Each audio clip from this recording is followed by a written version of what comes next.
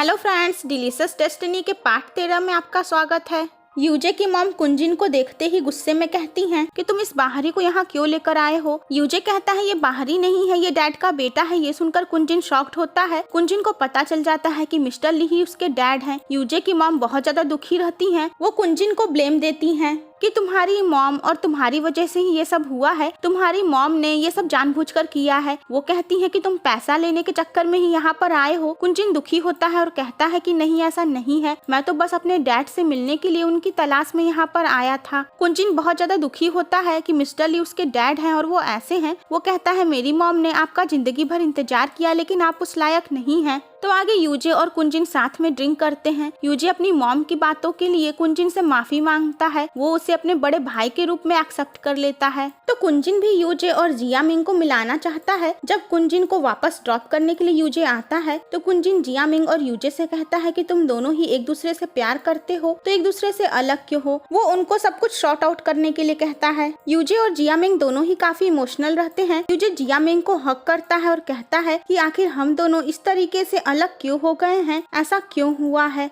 वो दोनों ही काफी ज्यादा दुखी रहते हैं। तभी वहाँ पर ईलान हान के साथ पहुँचती है। हान यूजे को गाड़ी में ले जाकर बैठाता है। ईलान जियामिंग से कहती है कि मैं समझती हूँ तुम दोनों एक दूसरे को लाइक करते हो, ये फीलिंग इतनी जल्दी नहीं खत्म होगी, लेकिन मैं इंतजार करूंगी कि यूजे मुझसे प्यार करने लगे। यूजे नशे में कहता है कि मैं ईलान से कभी प्यार नहीं किया, जिससे मैं प्यार करता हूँ वो जियामिंग है। हान ये सब जानबूझकर ईलान को सुनवाता है, उसे सद्बुद्धि देने के लिए। वो कहता है सुना तुमने, जिसे तुम पाना चाहती हो वो तुमसे प्यार नहीं करता है। लेकिन ईलान तो कुछ समझने के लिए तैयार ही नहीं थी। नेक्स्ट डे यूजे ईलान को बाहर घुमाने लेकर जाता है। ईलान यूजे के क्लोज आती है उसे किस करने के लिए, लेकिन यूजे हट जाता है। ईलान थोड़ी सी दुखी होती है। तो आगे हान और ईलान दोनों हॉस्पिटल में रहते हैं। हान एक बार फिर से ईलान को समझाने की कोशिश करता है कि वो ऐसा न करे, वो दवाइयाँ क्यों नहीं खा रही है। तभी वहाँ पर डॉक्टर आते हैं और ईलान को बताते हैं कि उसका पैर अब ठीक हो रहा है, वो बहुत जल्दी ठीक हो जाएगी। ये सुनते ही ईलान डॉक्टर से कहती है कि आप इस बारे में मेरे फैमिली वालों को या किसी को मत बताइएगा, मैं ये खुशखबरी उन्हें खुद दूंगी। हान ईलान का पागलपन समझता है। वो ईलान से कहता है कि तुम ऐसा क्यों कर रही हो, क्या तुम पागल हो? तुम यूजे को अपने पास रखने के लिए जिंदगी भर व्हील चेयर पर बैठने का नाटक करोगी? ईलान कहती है हाँ, मैं यूजे के लिए कुछ भी करने के लिए तैयार हूँ। ईलान एक और घटिया प्लान करती है। वो अपने डैड के पास जाकर उल्टा बोलती है कि डॉक्टर ने कहा है उसका पैर कभी ठीक नहीं होगा, वो अपने पैर को खो सकती है। वो बहुत ज्यादा ही दुखी और डिप्रेस्ड होने का ड्रामा करती है।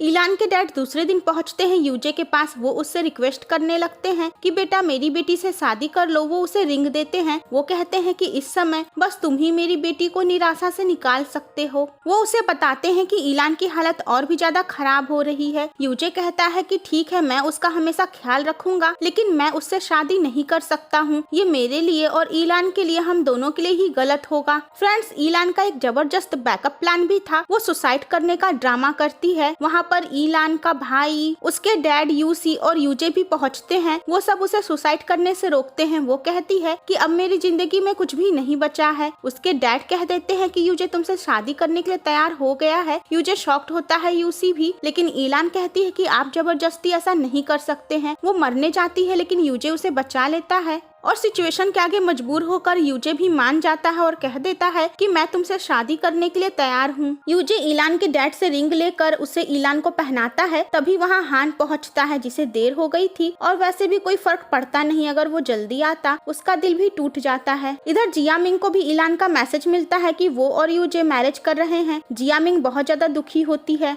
उसके डैड का एम्प्लॉय पेंग उसे समझाते हुए कहता है कि तुम यूजे की वजह से इतनी दुखी मत हो, तुम्हें बहुत से लोग चाहने वाले हैं, तुम्हारे डैड, मेरी बेटी कुंजिन और मैं। इधर यूजे और ईलान की शादी की तैयारियां जोरों से चलती है। ईलान काफी खुश रहती है, लेकिन जाहिर सी बात है यूजे ये सब अपने दिल पर पत्थर रखकर करता है। तो ईलान यूजे के साथ इंटरव्यू देती है। तभी यूजे टीवी पर देखता है एक एक्सीडेंट की न्यूज और उसे लगता है जियामिंग हर्ट हो गई है। वो फौरन भाग कर जाता है हॉस्पिटल। वो देखता है कि जियामिंग ठीक है, लेकिन पेंग की बेटी घायल है। यूजे की चिंता देखकर डॉक्टर कहती है कि चिंता मत करो, तुम्हारी गर्लफ्रेंड बिल्कुल ठीक है। जियामिंग कहती है नहीं, मैं इसकी गर्लफ्रेंड नहीं हूँ। यूजे यूजे उन दोनों को घर छोड़ने जाता है। वो जियामिंग से कहता है कि याद है जब हम पहली बार मिले थे तुम कितनी एरोगेंट थी। जियामिंग स्माइल कर देती है तो यूजे कहता है कितने दिनों बाद मैंने तुम्हारी स्माइल ऐसे देखी है। जियामिंग कहती है जब कोई स्माइल न कर पाए तो उसे फोर्स क्यों करना। वो दोनों ही दुखी होते हैं। यूजे वहाँ से जाता है, बारिश होती है। जियामिंग दौड़कर उसके लिए छाता लेकर आती है लेकिन वो देखती है यूजे जा चुका है। यूजे ईलान के पास पहुँचता है जहाँ ईलान गुस्से में अपने आप को ही हर्ट करती है। वो कहती है कि तुम जियामिंग के पास ही गए थे, तुम जब भी उसके पास जाते हो मुझे इतनी तकलीफ होती है, मैं तुम पर बोझ नहीं बनना चाहती हूँ। यूजे उसे समझाने की कोशिश करता है। ईलान रोते हुए कहती है कि तुम जब भी उसके पास जाते हो मुझे डर लगता है कि मैं तुम्हें खो दूंगी। वो कहती है कि अब तुम उससे मिलने कभी मत जाना। तो आगे ईलान के डैड रिपोर्ट्स देख लेते हैं और उन्हें पता चल जाता है कि ईलान तो बिल्कुल ठीक हो गई है। वो ईलान के पास आकर गुस्सा होते हैं कि तुमने सबसे झूठ बोला, तुम यूजे से मैरिज करने के लिए ये सब कर रही हो। वो कहते हैं कि मुझे यूजे और मिस्टर ली को सच्चाई बतानी होगी। ईलान उनको रोकने की कोशिश करती है लेकिन वो नहीं मानते हैं। जिसके बाद ईलान मिस्टर ली के पास जाती है। वो उन्हें खड़ी होकर दिखाती है कि वो बिल्कुल ठीक हो गई है। वो मिस्टर ली को सारी बात बताती है। अब मिस्टर ली तो ईलान का साथ देंगे ही और इसलिए जब ईलान के डैड मिस्टर ली से मिलने आते हैं और उन्हें सारी बात बताते हैं तो मिस्टर ली उल्टा उन्हें ही ब्लैकमेल करते हैं। वो बता देते हैं कि उनकी वाइफ ही जियामिंग की मॉम है। वो कहते हैं कि अगर ये सच्चाई सामने आ गई तो आपकी मॉम आपकी वाइफ को छोड़ेंगी नहीं। और ये सब जानने के बाद ईलान के डैड मजबूर हो जाते हैं, वो भी ये सच छुपा लेते हैं। तो फ्रेंड्स यहाँ पे एक प्लॉट ट्विस्ट ये रहता है कि ईलान की सगी माँ कोई और नहीं बल्कि लेडी पिंग है जो जियामिंग के डैड के साथ डेटिंग कर रही है। तो फ्रेंड्स मतलब ये सही है, यहाँ हिसाब बराबर। जियामिंग की माँ ने ईलान के डैड से शादी कर ली और ईलान की मॉम जियामिंग के डैड से शादी करने जा रही है। तो ईलान के डैड ये जान चुके रहते हैं कि उनकी वाइफ इतने सालों से झूठ बोल रही थी कि उनके शादी के पहले उनका कोई भी बच्चा नहीं था। वो अपनी वाइफ से कह देते हैं कि मुझे पता चल चुका है कि जियामिंग तुम्हारी ही बेटी है। वो अपनी वाइफ से कह देते हैं कि हम भले ही सबके सामने से साथ में हैं, लेकिन हम साथ में नहीं रहेंगे। जियामिंग की मॉम को लगता है कि उनके हस्बैंड को ये बात उनके एक्स हस्बैंड ने बताई है, इसीलिए वो जियामिंग के डैड को फोन करके उनसे झगड़ा करती है। जियामिंग भी उन लोगों की बातचीत सुन लेती है। फिर वो अपने डैड से बता देती है कि उसे पता है कि ईलान की स्टेप मॉम ही उसकी मॉम है। ये सुनकर उसके डैड इमोशनल होते हैं। वो इमोशनल होकर कहती है कि मुझे ये समझ में आ गया कि ऐसी मॉम होने से मेरे पास मॉम न ही रहे तो ही अच्छा है। आगे ईलान अपने डैड को बता देती है कि उसे पता है कि उसकी स्टेप मॉम जियामिंग की सगी माँ है। वो कहती है कि मैंने मिस्टर ली के साथ इस मामले में बातचीत की थी। वो कह देती है कि मेरे पैर के बारे में किसी को भी पता नहीं चलना चाहिए, खास करके यूजे को। तो फ्रेंड्स यहाँ जियामिंग की मॉम इन दोनों की बातचीत सुन लेती हैं। वो जान जाती हैं कि ईलान भी सच्चाई जान चुकी है और वही मिस्टर ली के साथ मिलकर उनके हस्बैंड को भड़काई है।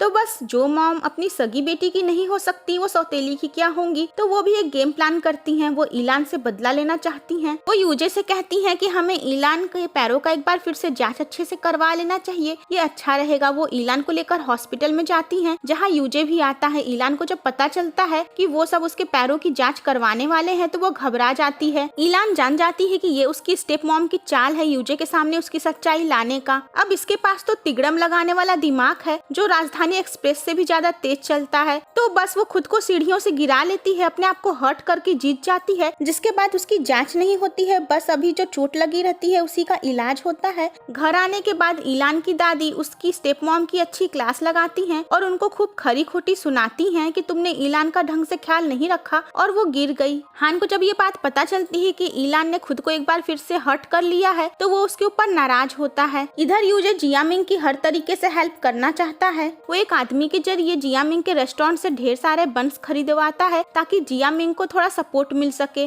तो फ्रेंड्स इसका नेक्स्ट पार्ट देखना मत भूलिएगा।